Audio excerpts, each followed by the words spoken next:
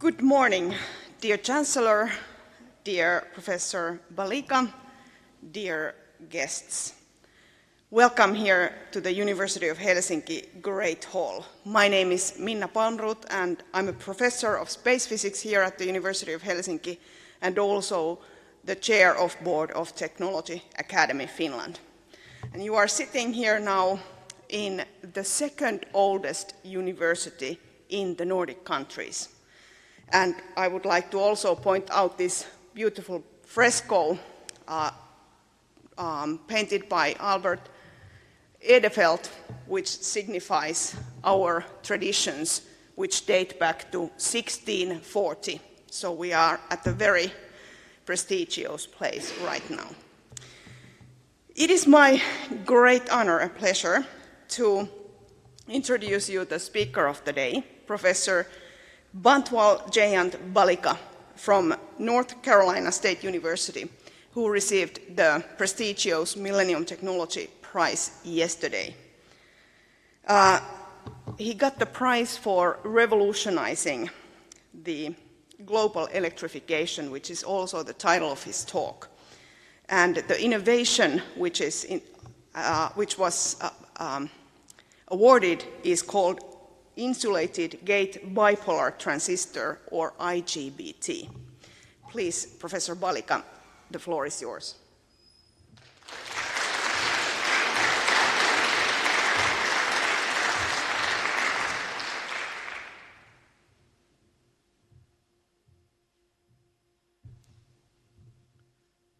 So good morning, and thank you for that very nice introduction. To remind me of this wonderful experience, I'm going to take a quick picture, if you don't mind, from my perspective. So this morning, the organizers asked me to speak about revolutionizing global electrification. And of course, I have to speak of this from the perspective of how the insulated gate bipolar transistor, the innovation that has been highlighted by the Millennium Prize.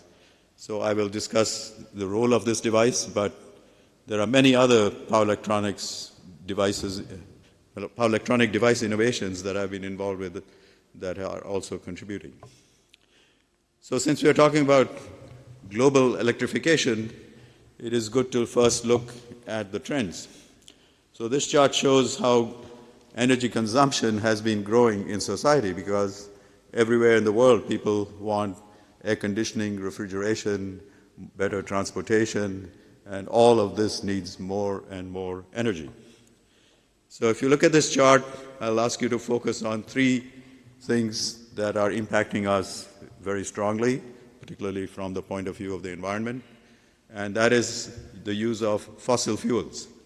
So natural gas, oil, and coal are major contributors to how we get our energy.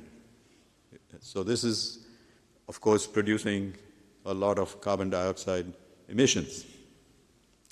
And to see the carbon dioxide emissions, there's been a lot of monitoring going on worldwide.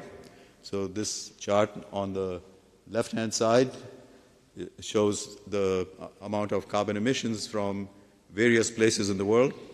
And I won't point out who is producing the most, you can see that yourself. But you can see there is a growing trend, an alarming amount of carbon dioxide emission that's increasing over the years. And you can also see on the other side of the chart how global temperature is rising from 1960 to 2020 timeframe.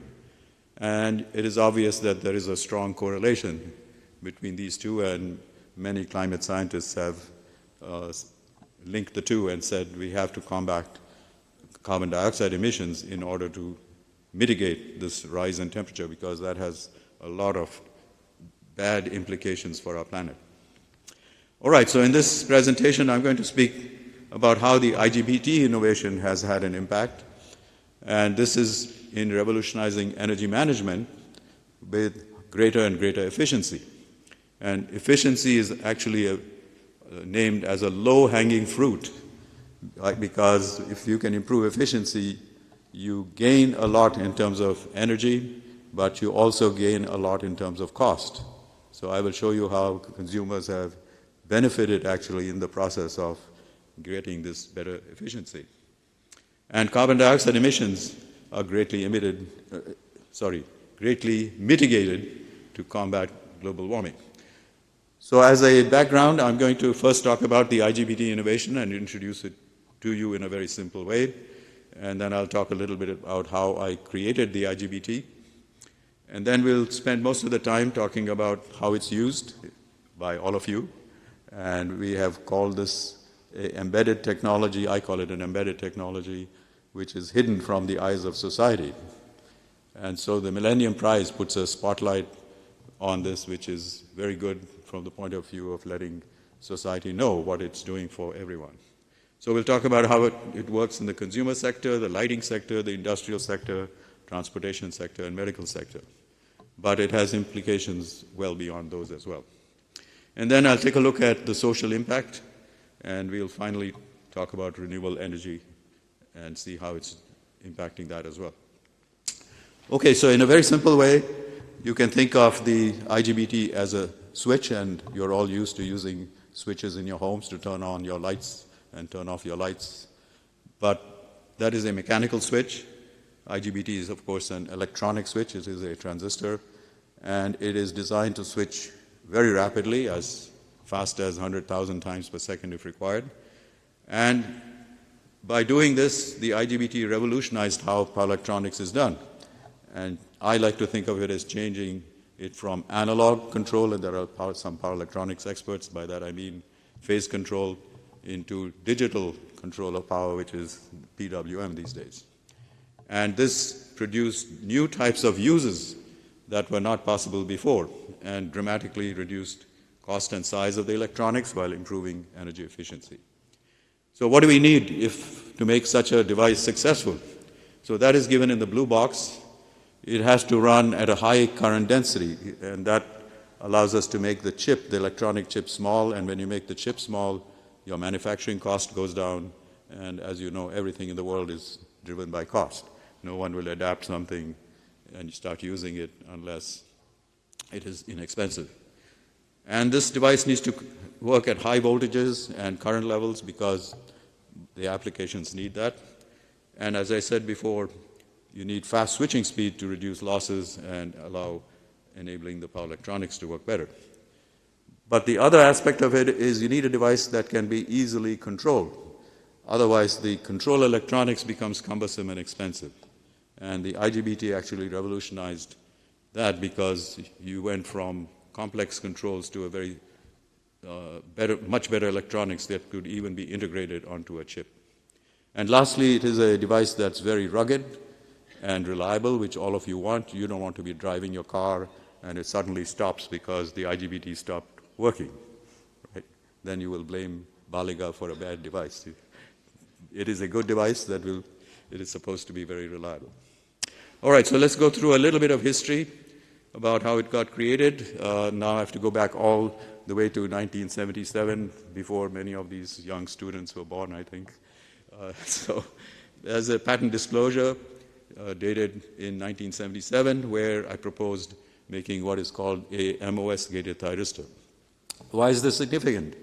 The reason is until then, the industry was bifurcated. There were companies making bipolar devices on the east coast of the United States, companies like GE and Westinghouse. And then on the west coast, we had relatively new companies like International Rectifier and Siliconics that started making MOSFETs, power MOSFETs. And these each had different types of processes, different production methods. In the MOSFET, you have to control the surface properties. In the bipolar devices, we control more the bulk properties. And the customers were different. So this was considered to be a technology that doesn't mix and is too difficult to combine. But I wanted to try that, because that was my vision.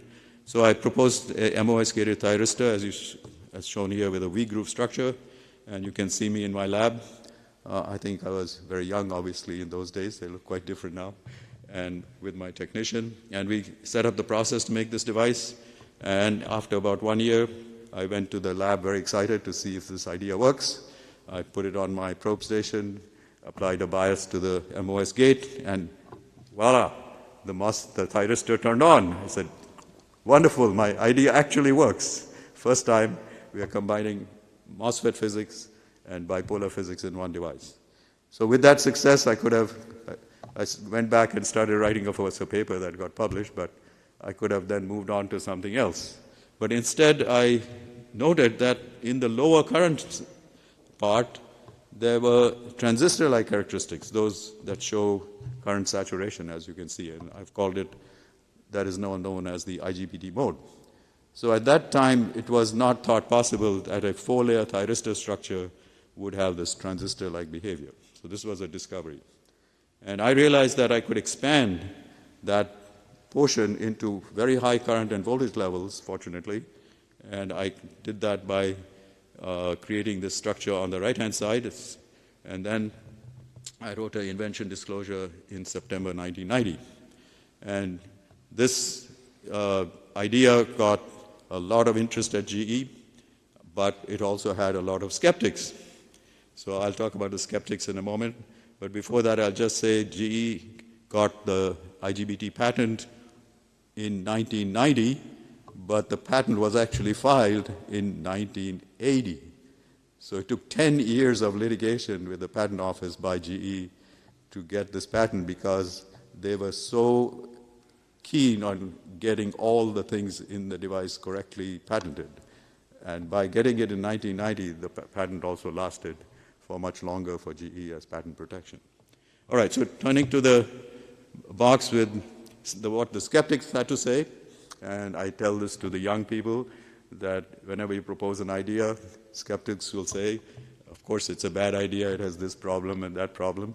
So in my case, first they pointed out it has a parasitic thyristor, which is shown in the box, and they say that thyristor will latch up, which is what I saw in the previous slide, and this will destroy the device. It will never work as an IGBT. But I knew how to defeat this thyristor. Then they said, even if you make the thyristor work, this is a very stupid idea because the device inside has a wide base PNP transistor.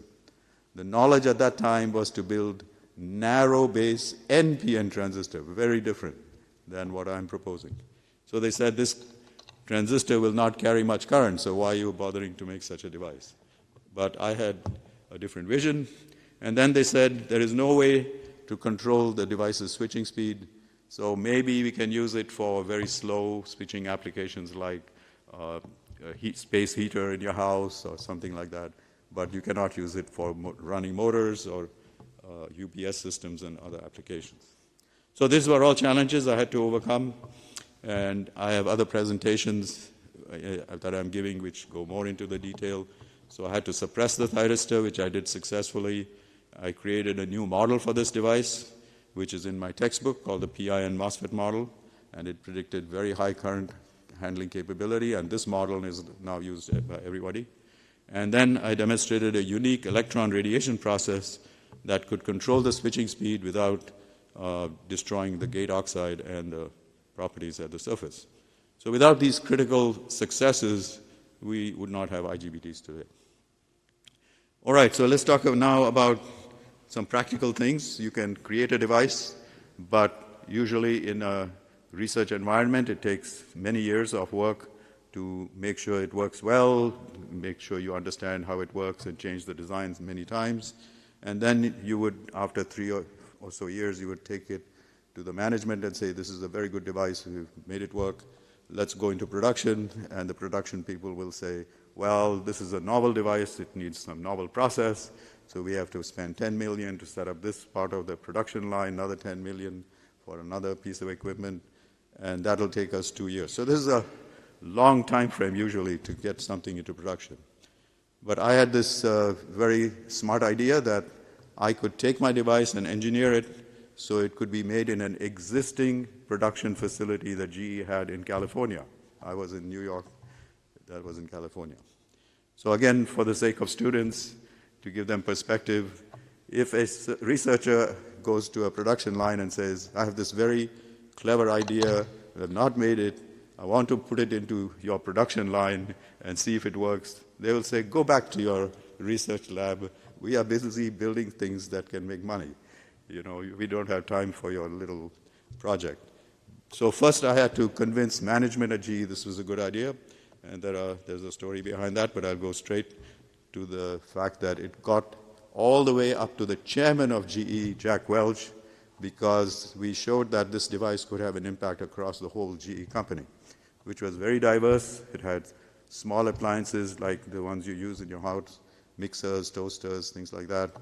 They made large appliances, which meant refrigerators, washing machines, and then they had lighting products. Of course, GE came out of the Edison era, so Edison Electric Company. And they had, of course, the medical system, they had the industrial drives. So the IGBT was going to impact everything, so he wanted to know about it. So I had half an hour to convince him that this was a good idea. And that was extremely scary because he was known as a very tough CEO, and your career was on the line when you make a pitch to him. And you know, you don't get in front of a CEO usually when you have never even made your device and then convince him to support it. But that's what I had to do, and I did it, and I made then a very radical proposal, which is what I just told you, that I want to make this device directly in the production line, and he realized the benefit of this, and he gave me the blessing to do that. And after that, of course, the production people could not say no, and the next job for me was to do a perfect mass design, perfect process, and make it work the first time. I suppose you do that all the time in your research, so this is easy for you, but I had to do that as well. Okay, so without that being perfect, if I had made any slip up, I had all these critics saying this is a bad idea, will not work, and my career would have been over. Perhaps there would be no IGBT today. But I was successful. In 8-9 months, we had product coming out of the production line, performing exactly like I predicted, which is critical to a success like this. There is a chart published by the IEEE Spectrum recently that I'm showing in 2022 that highlights various important technologies. It's done very, in a way, difficult to read, even in the magazine, so it's come out very hard to read. But what it shows is the time between creation of an idea and how long it took to get into production. And if you look at the IGBT bar, you can see it's one of the narrowest bars, which tells you the story of how fast it got into production. And that bar is actually wider than it was in truth. Okay, so let's turn to what happened after this. Some years later, so we had devices coming out, and they started getting used in all the applications at GE for making new types of lights, which eventually became the compact fluorescent light. They became used to make adjustable speed drives for air conditioning. They started using it for space heaters. They even put it inside a steam iron to iron clothes. So it was everywhere, and they were very happy.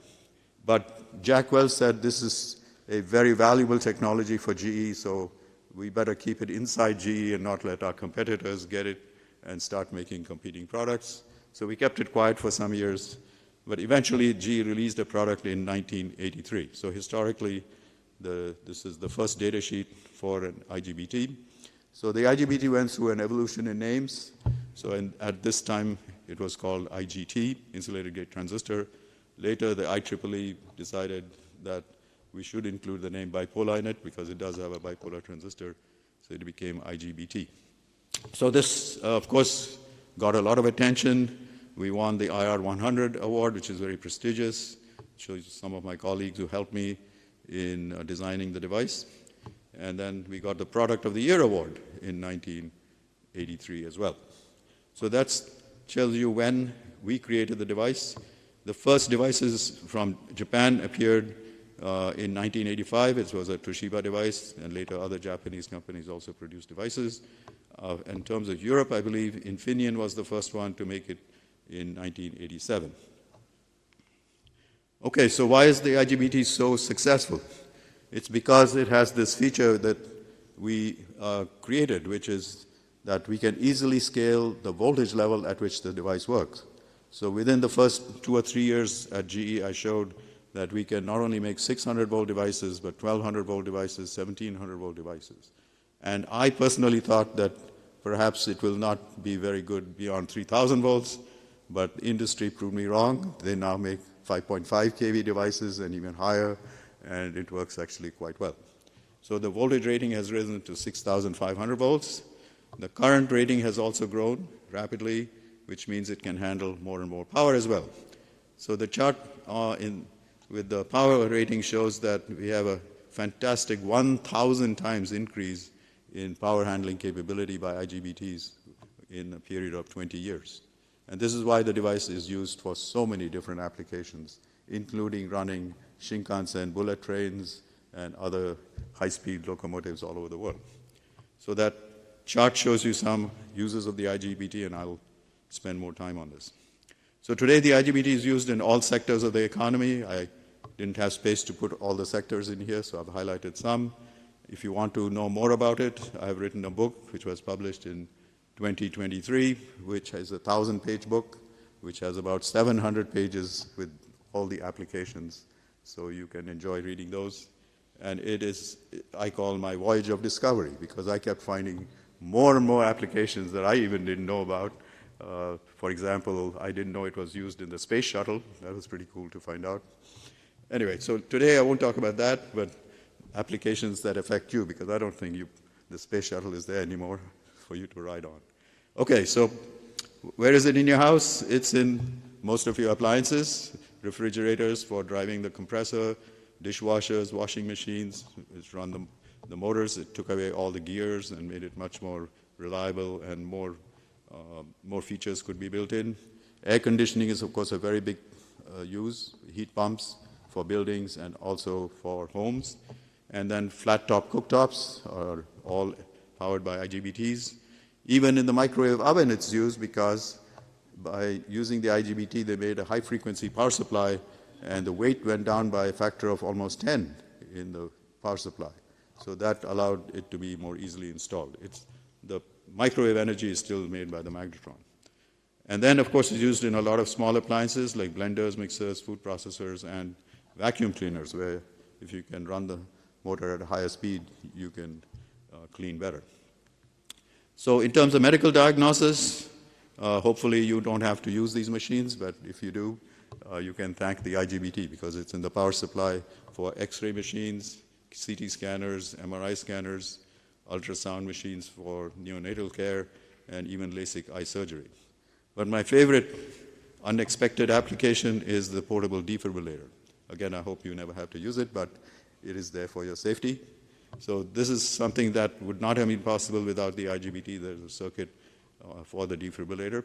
And in this circuit, the IGBT is the device that provides the 100 kilowatt biphasic shock that is needed for victims. And you have to go up to 2,000 volts, and only IGBTs can do this in the small form factor.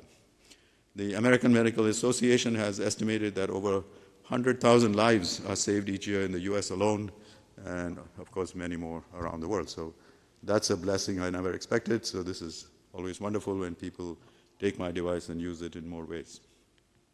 So now let's talk about the social impact, and I'll start with global warming. And this is a chart that shows what people want. So everybody wants improved living standards, but that means more goods and services, which means more energy consumption. That, of course, releases more carbon dioxide. More carbon dioxide in the atmosphere causes climate change. And then we have degraded ecosystem, which is not exactly an improved living standard. So your improved living standard may be inside your house, but outside you have a lot of pollution. All right, so how can we overcome this? You can be doing conservation, which means less goods and services. Stop having refrigerators. Don't drive your cars. But that's not a very popular thing. Or you can do more efficiency, which is what I'll talk about. And then you can move towards renewable energy sources. And if you don't do that, you have other options like sequestration, geoengineering, and eventually, if you don't do anything, it becomes adaptation, which means you move away from the coast because the sea will rise and flood all your coastal areas, and you have to take other measures against the pollution. So today I'm going to talk about positive things. So let's talk about how efficiency has been enhanced using the IGBT to help us. So there are three examples I'll give you. One is for efficient motor drive, second is efficient lighting, and third is efficient transportation. So I'll start with that. So global transportation trends are increasing use of automobiles. If you look at this chart carefully, there is a dip during the COVID time. The rest of the time it has been growing steadily. So that's happening since 1950. There are 90 million cars, trucks, and buses produced around the world in 2020, and the total number of vehicles is estimated to be 1.475 billion. So we have a lot of cars and trucks on the road. What does this mean? This means we consume more gasoline to run the cars. So this is the growth in the consumption of gasoline. And when you burn one gallon of gasoline, you will produce 19.4 pounds of carbon dioxide. So this is a major problem if you want to combat climate change. So in terms of transportation, this chart shows how the fuel is consumed by various sectors, but the important thing to note is a large portion of this goes to cars and trucks, nearly 80%. So let's take a look at what was being done before the IGBT came along. It was a mechanical distributor called the Kettering ignition system. And this lasted till 1989 because there was no other alternative. So this is a system that is not very precise because of the way the mechanical system works, and because there are arcs, it tends to change and drift, and we had to tune the cars all the time. With the IGBT, we could make a very precise electronic ignition system, and you can see some waveforms here, which I will not go into, but you can also do wave shaping of the voltage to consume more of the fuel. So the fuel efficiency by using the electronic ignition system improved by at least 10%, and that is a huge benefit. So in support of this, companies have made billions of IGBTs for just this one application. So let's take a look at the consumption of gasoline. This shows you billions of gallons consumed worldwide, and in the United States, I'll focus on the world. You can see again a dip in the 2020 time when COVID was there, but other than that, it's been very high all along. So if you take the electronic ignition system giving us 10% better fuel efficiency and calculate the amount of fuel reduction, it is an enormous amount. So I did this calculation recently for this presentation from 1990 to 2024. Before this, when the nomination was submitted and the award people used the numbers, that was numbers from 1990 to 2020. So they're slightly smaller. I've added the last few years, and these numbers are updated and are slightly bigger. So it's 2.1 trillion gallons of gasoline that have been saved, not consumed. Now, if you save this gasoline, you reduce carbon emissions, as I already mentioned, and if you add that up, we end up with 41 trillion pounds of carbon dioxide that has been not released. And then let's move on to electricity savings from adjustable speed drives. So to understand that, let's first look at electricity use trends. And again, you see a continuous growth in the amount of electricity used, and a lot of the electricity is supplied through coal-fired, gas-fired, and oil. So all of these produce carbon dioxide emissions. So here's a chart showing the proportion of these. Some of you may not be able to read it, but the uppermost line is the fossil fuels, and it's about 65%. So very large amount. So where are these electricity uses? It is motors. So motors consume about 2/3 of the electricity in the world because we use motors for so many things in our homes, and I've highlighted some here. First, air conditioning and refrigeration. There is both the domestic use, residential, and commercial use. Then we have industrial uses like textile mills and steel plants and many other places. And since I'm here and there is a very special company in Finland, Kone, who makes elevators, I added the skyscraper elevators as well. So all of these use adjustable speed drives. So what is this? So let's look at the old technology before adjustable speed drives. So here you had input power coming from the utility, usually 60 hertz, and in the US 50 hertz here. You feed this into an induction motor, which is very efficient, 95%, but the output is not regulated, which means that you cannot control what you're doing on the load side, and of course, normally you have to do something. You want to change the velocity of the fan or pump in industrial situations. So you regulate that with a damper, and a damper just throws away a lot of energy as waste heat. So that's efficiency is less than 50%. With adjustable speed drives using IGBTs, we convert the fixed frequency provided by the utility into an adjustable or variable frequency using IGBTs. So now you drive the motor directly with a different frequency. You don't need the damper, and by changing that frequency, you can change the speed of the fan or pump. So this improved efficiency to 90%. That is a change of 40% in efficiency, an enormous amount of improvement. So here's the first adjustable speed drive IGBT that I built in 1983 with a small chip that is used for controlling it, and that was quite revolutionary, and GE was able to make these products. And the lower part shows the commercial adjustable speed drive. So if you want to look at this from the consumer standpoint, a market standpoint, we have to make certain assumptions. So let's assume 2/3 of the electricity is used by motors, and we had this 40% power savings that's well documented. So now you have to ask yourself, how do you find the energy savings? So for that, you need to know how many adjustable speed drives are used, and you find that not everybody wants to use an adjustable speed drive, even though you have efficiency, because it costs a little more. You have to have an inverter built using IGBTs, etc. Of course, you get back that cost savings in the electricity savings, right? You're not paying somebody later a bill for electricity. So within I would say 4 or 5 years, different calculations are there. You can recover that, but sometimes that's difficult for consumers to accept. So this is a changing parameter. So today, I believe about 50% of the motors are using adjustable speed drives, and I hope it will increase in the future. So with those assumptions, you can calculate the amount of savings, and this is the power savings in the chart, and then you can convert that into electricity savings, and it works out to be 92,000 terawatt hours between 1990 and 2024. So again, this is based on 50% penetration. That is a huge amount of electricity savings. So if you don't use that electricity, then you don't need to obtain it from your coal-fired plants, right? And therefore your carbon dioxide emissions goes down.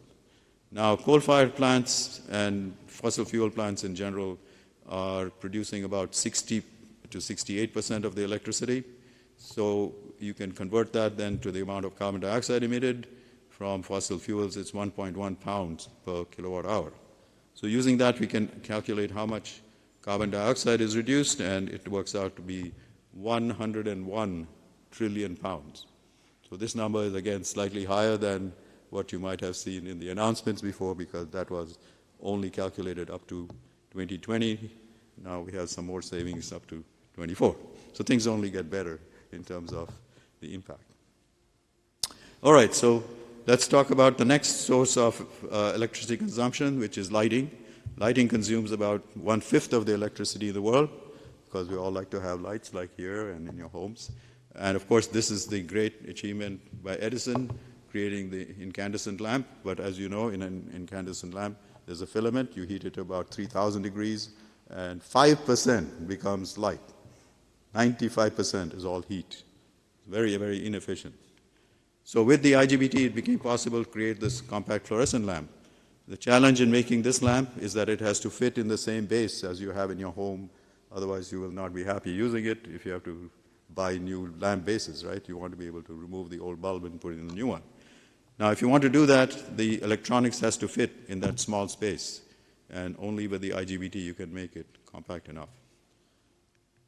So what has happened with CFLs is that they have grown a lot from 1990 to, I find, to about 2015, and more than 25 billion of these CFLs have been produced and put to use. So that's a lot of CFLs. Now, of course, the better technology than the CFLs, as I showed in my previous chart, improve efficiency by 70%. You can replace them with LEDs now, but LEDs were not ready till 2015 because of reliability and cost and production issues. But now they are there, they're growing fast, and the CFLs are being replaced, so the market for them is falling off. So in terms of CFLs, as I said, 25 billion have been used, and every time you use them, you save power, and that's the assumptions used to calculate this are shown here. And if you add up the power savings, it is 67,000 terawatt hours. And if you save this amount of power with the same type of calculation for carbon dioxide emissions, you find that carbon emissions were reduced by 73.9 trillion pounds. So you memorized all this already, right? Okay, if not, there's a chart here to help you. So these three applications have helped greatly. And because of that, you didn't have to pay the money for the gasoline. You did not have to pay money for your electricity, right? So you have saved approximately 42 trillion pounds around the world. So that's a very nice benefit of efficiency. This is why I said efficiency is a wonderful thing to have. All right, so not only you have saved, but the utilities have saved. They didn't have to build these power plants because they didn't have to supply the electricity. So they have saved a lot of money as well, like $5 trillion. So let's look at the carbon emissions, and these are totaled up here. So they add up to 216 trillion pounds from all these savings. So that's a very large amount of carbon reduction. To put this in context, if you take our carbon footprint in the world, it's about 8,000 pounds. This is globally. Some countries have higher numbers, other countries have lower. And let's say we have 7 billion people over this, I'm talking now a big period of time, 1990 to 2024. So if you calculate things, you get about 56 trillion pounds of emissions from global activity. So if you take the 216 and 56, you can say that we have offset about 3 years of human activity using this one technology, which is amazing. So I'm glad the Millennium Prize has put a highlight on this so that people become aware of it. Now let's turn to revolutionizing the energy from the generation standpoint. So the future is in renewable energy, as most of you, I'm sure, are aware. And this chart shows the rapid growth in wind power and rapid growth in solar power. The green line is solar and the red line is the wind. And this has been occurring during the last 30 years. The vertical axis is a logarithmic scale, so it's extremely fast growth. So where is the IGBT used? Well, every renewable system needs the IGBT. It doesn't matter if it's hydroelectric, wave power, whatever you are doing, you have to convert that electricity into a stable 60 or 50 hertz power that you can put into the grid and provide it to you as consumers. You cannot accept all kinds of variable frequency and voltage in your house. Okay, so that's what the IGBT is doing.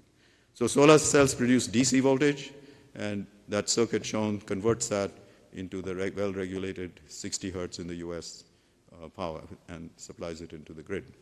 And this is true for individual homes like rooftop as well as big solar farms.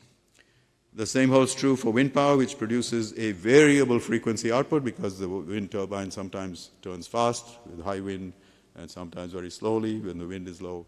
And you have to convert that into a very stable 60 hertz power that using IGBTs. So it's an essential component for wind power.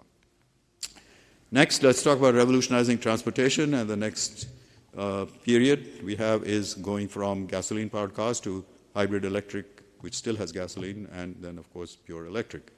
So the first car that used the IGBT for this is the Toyota Prius, all the way back in '97, and it was used for all kinds of purposes shown here, which in the interest of time I won't go into, but it's used to drive the motor, it's used for battery charging, it's used for regenerative braking, many functions.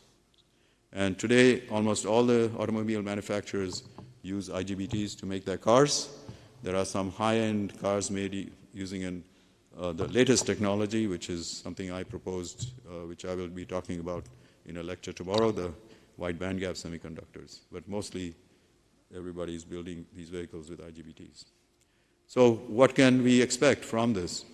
So if we were to get rid of all gasoline consumption, we could save about 11 trillion pounds per year.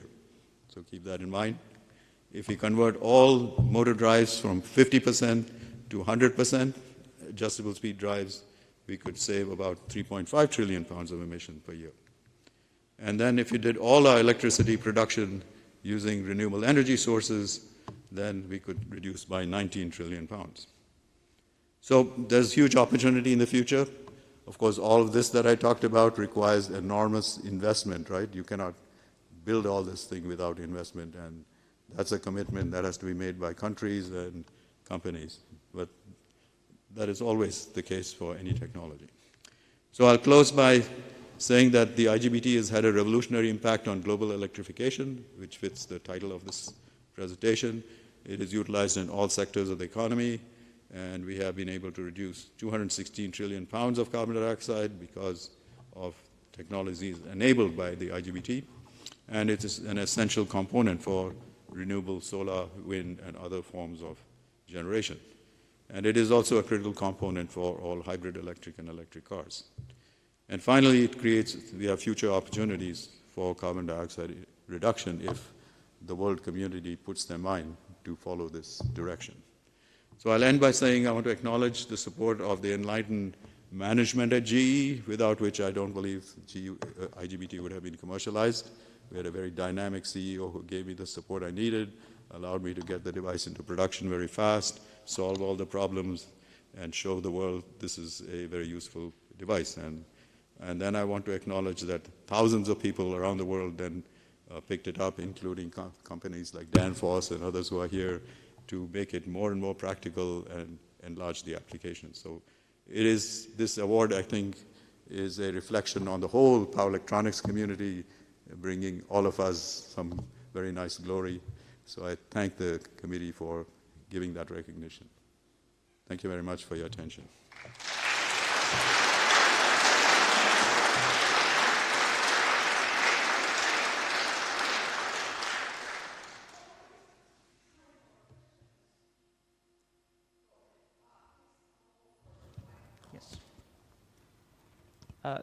Thanks, Professor Baliga, for this very interesting presentation, and especially to give us context in terms of numbers, how big the impact has been. But my question might be a bit more personal. So in terms of impact, what makes you more proud of this invention? Is it the fact that it helps combat climate change, or the fact that it also saved that 100,000 of lives? But yeah, that's just my question. Thanks. So I think I understand the question, but I think this is an easy answer, because this is a technology that helps in both ways, right? It is giving you comfort in your house through air conditioning. It's giving you mobility through transportation. It's giving you all the things you want, energy to charge your laptop and cell phone. And at the same time, it is saving us electricity and saving us gasoline and reducing carbon emissions. So how good is that? That's wonderful, right? So this is an ideal scenario where we have both. Hello, Meri Helle, semiconductor entrepreneur. So what could we do next? What are the biggest challenges? And what I have understand that the motors, they take 2/3 of all of the electricity. Yes. And improving the efficiency, I agree. This is the great quest. And your way of commercializing IGBT, I think this was truly remarkable, convincing a manufacturing line accept this kind of product. So what could we do? Would it be gallium nitride together with ABB or Danfoss and some manufacturing lines, or in your lab to some production line? I think you almost answered the question. But, so in 1979, as you saw, I created the IGBT. That was a very good year for me, my golden year. So at that same year, I asked the question, what can we do by replacing silicon, the semiconductor used by everybody, with some other semiconductor material? And nobody had bothered to ask such a question. They were happy using silicon. But question is fine, but if you're a student or faculty, whoever, as an engineer, if you want the answer, you have to derive the theory, right? You sit down and work it out and see whether you can solve the theory, and if you can solve it, then you have the answer. Fortunately, I was able to do that, and when I did that, I found a wonderful equation, and that is very famous now. It's called Baliga's figure of merit. If you study this field, you probably have heard of it. And so everybody who's developing devices these days likes to quote Baliga's figure of merit. It's a very commonplace in our community. So what is that figure of merit?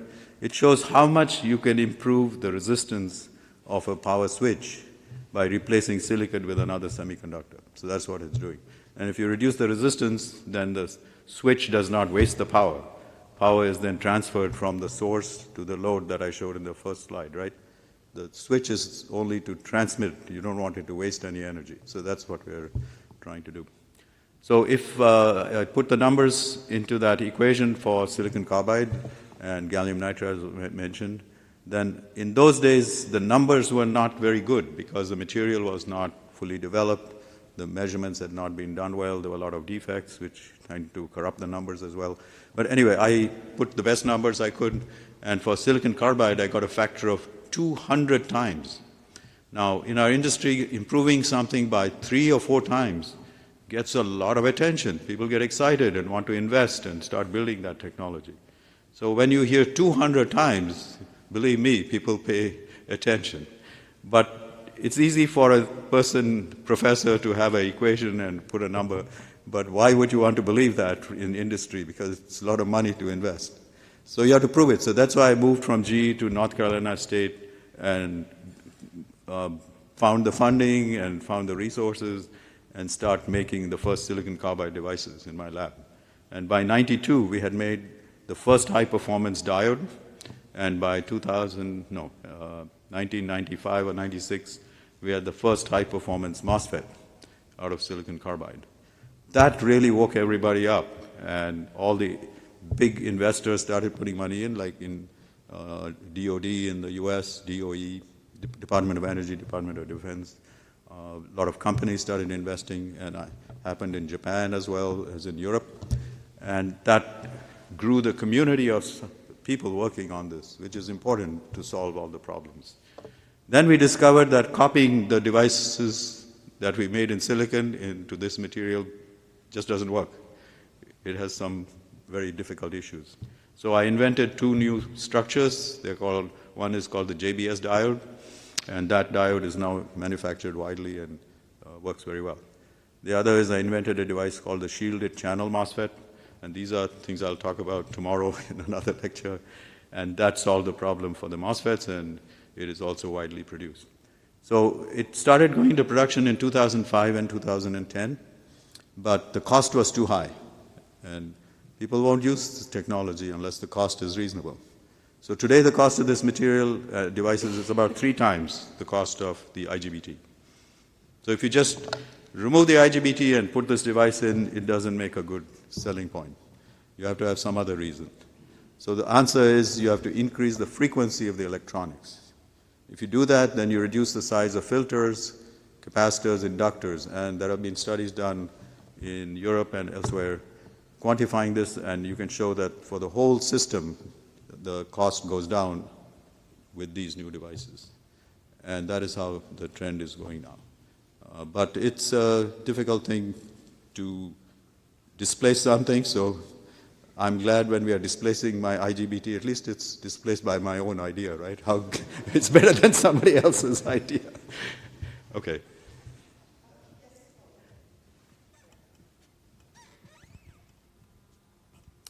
So thank you for a very nice presentation today. I'm Jorma Kyra, professor in power electronics at Aalto University. Continuing the same discussion, so now IGBT is manufactured with silicon, so any comments on silicon carbide IGBT? So are we seeing it, and when and what would be required? So we had a large program called the Freedom Center, which is still there at North Carolina. If you want to go on the website, you can find a lot of information about it. This is a National Science Foundation-sponsored engineering research center, very prestigious. It involved 5 universities collaborating together, about 40 professors all working together. Not like all the previous stuff I was talking about. It was one person doing all these things with my students. So this is a big program. It involves software for controlling the microgrid, for making something called solid-state transformer for seamless insertion of renewable power and energy storage, putting fault interruption devices to make the microgrid fail-safe, because if you have a fault in part of the grid, you can isolate it and the rest of the grid will work. So a lot of interesting technologies. But in that case, we are working at utility scale voltages, right? Much higher voltages. And so we had to think about silicon carbide IGBTs. That's which you asked about, okay? So our study showed that up to about 10 kV, no question, silicon carbide MOSFET is best. We don't want to use the IGBT. Above that, at about 15 kV, there's a transition point. So if your frequency is high enough, then MOSFET still actually works well. But if the frequency is not very high, and at high power levels, frequency is usually not pushed too high, then the IGBT comes into play. So there were 15 kV IGBTs made at that time. 20 kV IGBTs have been made out of silicon carbide. They do work. The problem is the market size and the adoption rate. In the utility space, it's very, very slow. Even microgrids are not that plentiful, you know. So because of that, all the companies are not pursuing this. They would rather go after electric vehicle market or other drives market. Okay, so you will not see commercial product for, I think, a long time.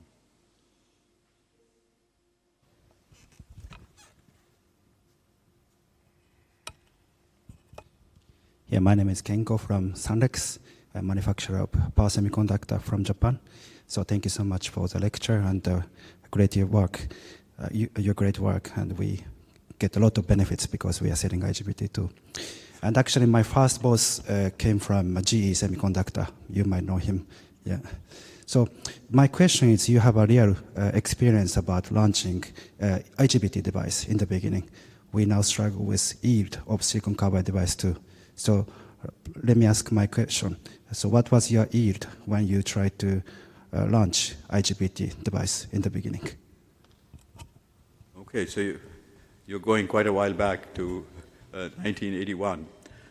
Because I was using the production line to make MOSFETs and the structure at the top of the IGBT is just like the MOSFET, the yield was very good. There was no problem with the yield. I don't have the exact number. At least in the 80% range at the beginning, and then increased from there. This is the beauty of the IGBT. The process to make it was very close to the MOSFET. That's why I could go into production in only 1 year. You cannot do that if you have some new, very complicated structure, right? So the advantage was to borrow as much as possible from existing production capability. Even the chip design was close to the MOSFET type of design.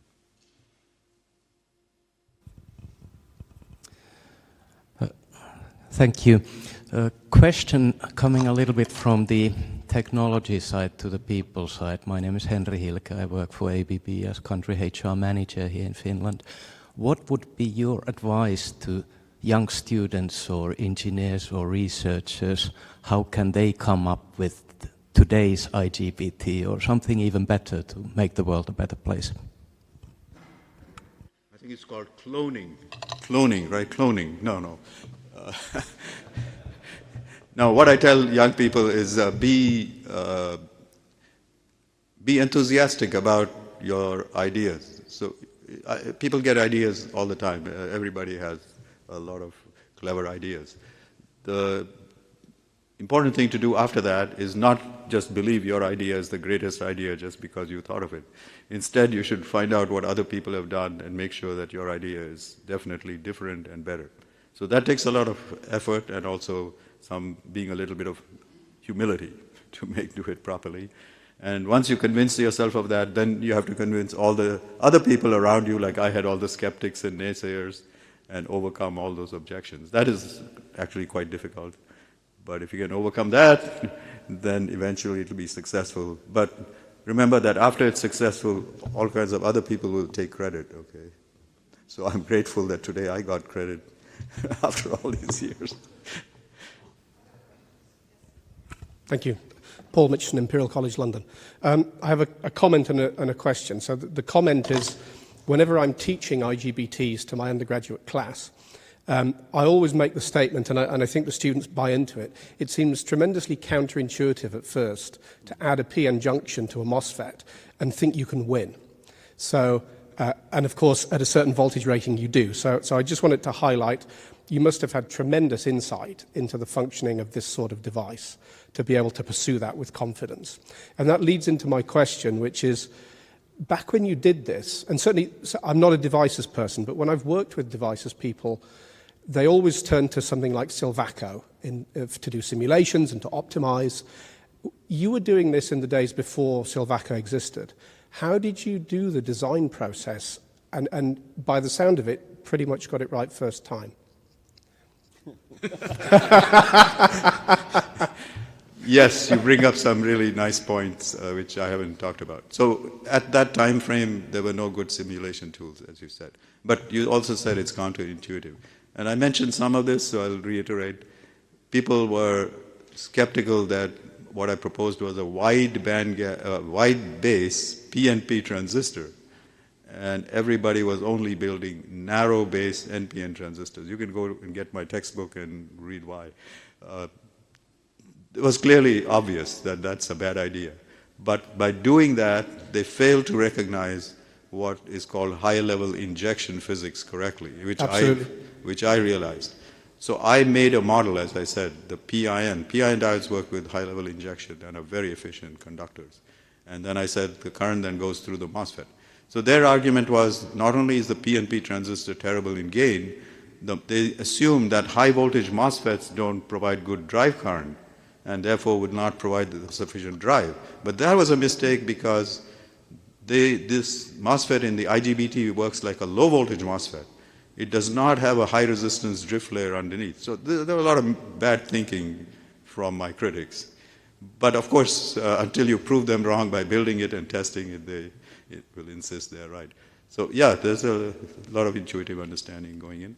And then, as you said, I did not have those tools. So this is the part where I had to get everything right. So when you build this device in production, they were all using N-type substrates to make MOSFETs. I had to procure the P-type substrates. I had to procure the right epi layer on it with the right thickness and doping. If I didn't get that right, the voltage would have been wrong and Jack Welch would have been very upset. And then after that, I had to do the right edge termination. If you read my book, that used to be an art when I was doing it, all done by hand. Today we have wonderful software, which I use all the time, and we can optimize it and get it very precise. So yeah, there was much tougher days, but fortunately I got everything right by working hard. And I had some colleagues who helped me as well in doing that. Thanks very much. Okay, good question. Thank you for asking that. Lets me go back to my good old days.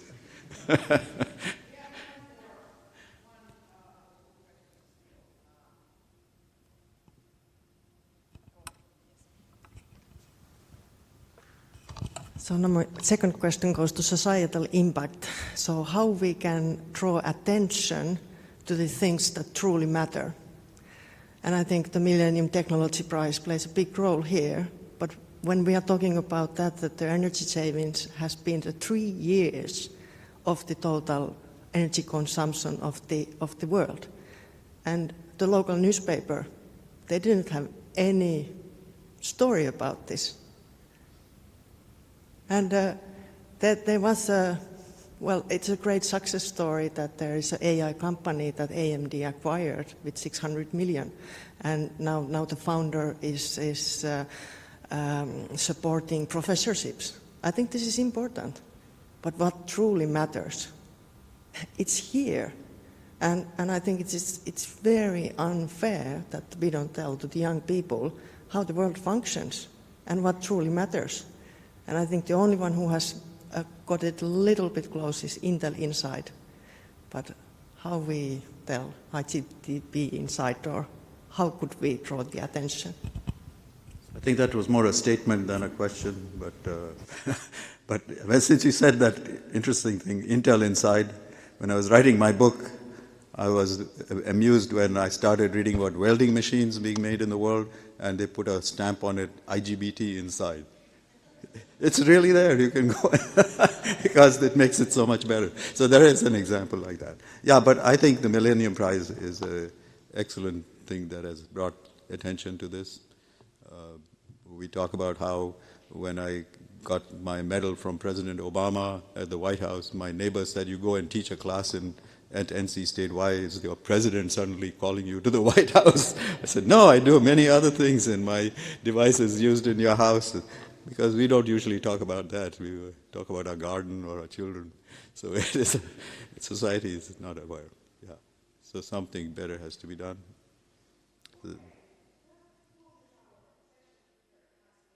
Thank you.